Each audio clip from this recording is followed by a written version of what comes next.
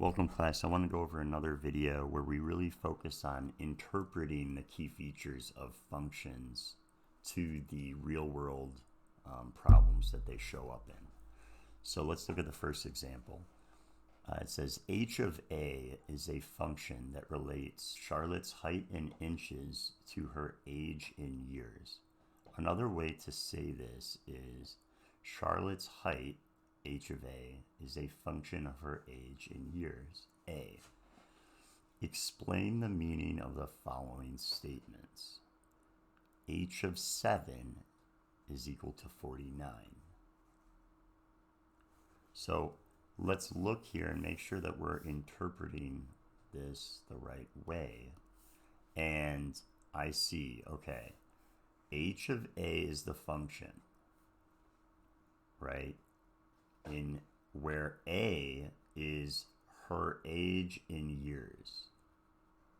Her age in years is represented by this value a. So in this first example, she is 7 years old. 7 years old.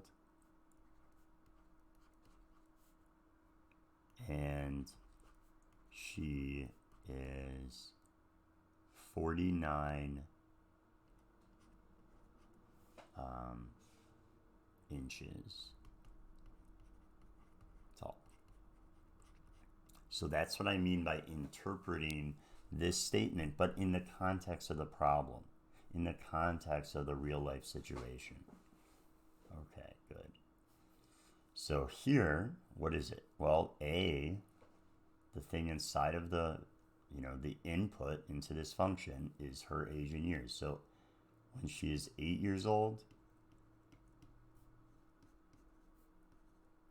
she'll be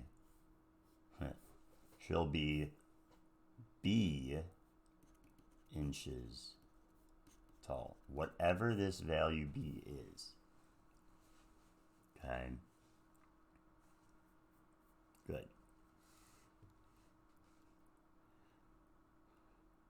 So I want you guys to pause the video and maybe try example 2. All right, I hope you were able to do that. So it says, let f of t be the number of people in millions who use a cell phone t years after 1990. So what is t representing? T is representing years after 1990. So let's circle that. Another way to say this is the number of people using a cell phone, f of t, is a function of the year after 1990, which is again represented by t. Explain the meaning of the following statements. All right, so f of 3 is equal to 16. So, okay, t is 3 here. T is 3. So what does that mean? That means that in, let's see, 3 years after 1990, so that would be 1993, there were how many people using a cell phone? It's in millions. So 16 million people used a cell phone.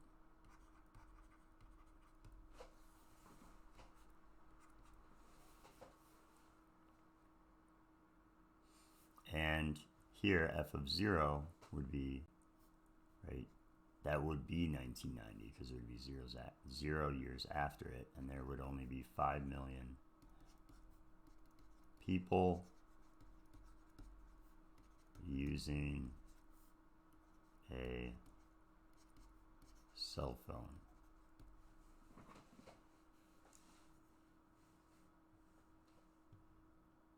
All right, that's what we mean by interpreting. Interpreting the function in the context of the situation. So let's take a look at example 3. So now we're given a graph, and it says, what does the graph represent? Well, you're often going to see graphs are going to be titled, and it'll tell you exactly what it's representing. So tetanus cases in France should be an N in there somewhere. In France, between 1945 and 2003. What does the X represent? So I'm going to look at the X-axis. So X is going to be years, and Y, or my dependent variable, is going to be what? Well, the number of cases. And I guess this I don't know, I would have thought this would be in like, I guess maybe there weren't that many cases. I don't know. Describe overall trends. So how could we describe the trend here? And we want to use some, maybe, is it increasing or decreasing? I would say it's decreasing. Right? Decreasing. The dependent variable is going down, right? Decreasing. What is f of 0? Approximately, I don't know, 325. And what does that mean in the context of the situation? So it means at year 0, or in this case, 1945, in 1945, there was 325 cases. What would the number of cases is? Oh, fill in the blank. The number of cases of tetanus is a function of the, so what is the independent variable? Is a function of the years. Right? Good.